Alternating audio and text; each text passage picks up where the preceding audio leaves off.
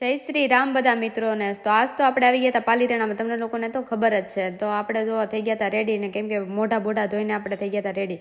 અને પછી તો કરી લીધા સૂરજ દાદાના પણ દર્શન. સવારમાં કર્યા હોત કેવું સારું લાગે.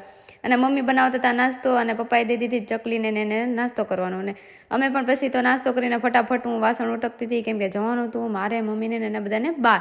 એટલા માટે ફટાફટથી હું ઉટકવા માંડી. અને પછી તો જો આપણે થઈ ગયા હતા રેડી, નાઈને ધોઈને. અને મહેશ બહુ વાસ આવતી હતી, એટલે આપણે છે ને થોડોક સ્પ્રે છાંટી દીધો. આમ જુઓ તો ખરી કેવા લાગતા હતા એ બધા. અને પછી એને છાંટી દીધો. પછી તો આપણે જયદીપને પણ છાંટી દીધો, કેમ કે જયદીપ પણ નાયા ધોયા વગરનો હતો. એટલા માટે જો જયદીપ કેવો ભાગે છે, એમ કે છે મને સાઈડમાં, તો પણ મેં છાંટી દીધો. બહુ મસ્ત સુગંધ આવતી હતી, એટલા માટે મેં પણ છાંટી લીધો. અને ફાઇનલી પછી હું થઈ ગઈ હતી રેડી, કેમ કે જવાનું હતું અમારે શ્રીમદમાં.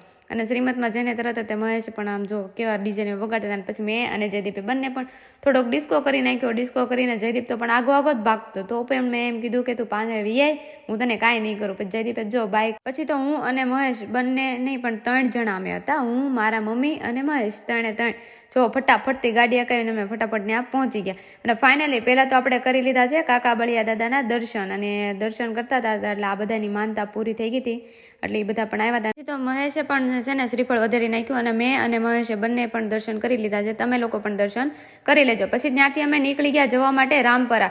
અને હું અને મહેશ બંને પાછા. અને ત્યાંથી અમે રામપરા થોડુંક જ દૂર થાય છે, એટલે પણ ત્યાંથી નીકળી ગયા. અને ફાઇનલી પછી તો આપણે રામપરા પહોંચી ગયા અને દર્શન કરી લીધા છે. અને તમે લોકો પણ દર્શન કરી લેજો. દર્શન કરીને તરત જ તે મેં મહેશને કીધું કે મને ચાંદલો કરી દો. પછી તો મહેશે ચાંદલો કરી દીધો. અને ફાઇનલી પછી તો નીકળી ગયા ત્યાંથી પણ અમે ઘરે જવા માટે. ઘરે નહોતા જવાના, અમે જવાના હતા શ્રીમદમાં. અને ફાઇનલી પછી તો ત્યાં શ્રીમદમાં પણ અમે પહોંચી ગયા. અહીંયા જોયું ત્યાં તો ડેકોરેશન થતું હતું, ને આ બે હું કરતા હોય કોને ખબર. અને ફાઇનલી પછી તો મારા માસી ને મારા મામીની બધા આવી ગયા હતા. અને મારા મોટા બા અને બધા જ, એટલે બધા જ અહીંયા બેઠા બેઠા વાતું કરતા હતા અને સામેની વિધિ પતાવતા હતા. અને ફાઇનલી પછી મને તો લાગી હતી બહુ ભૂખ. અને અહીંયા થોડીક છે ને પૂરી વણવાની બાકી હતી, એટલે મારા ફોઈની બધા પૂરી વણતા હતા. મારા મમ્મી પણ આવી ગયા હતા. અને મેં તો એક સાઈડ બહાટી બોલાવી લાડવાની એની, કેમ કે મને બહુ જ લાગી હતી ભૂખ. કેમ કે વાગી ગયા હતા 1 વાગી ગયો હતો. અને પછી તો બહુ કાંઈ ખબર નહીં કેટલા વાગ્યા હતા. અને ફાઇનલી પછી તો અમે બેસી ગયા જમવા માટે. હું, મારા માસી, મારા મમ્મી અને મારા બા, 4-5 જણા અમે બેસી ગયા. અને ફાઇનલી પછી ત્યાંથી ઘરે જવા માટે નીકળી ગયા અમે.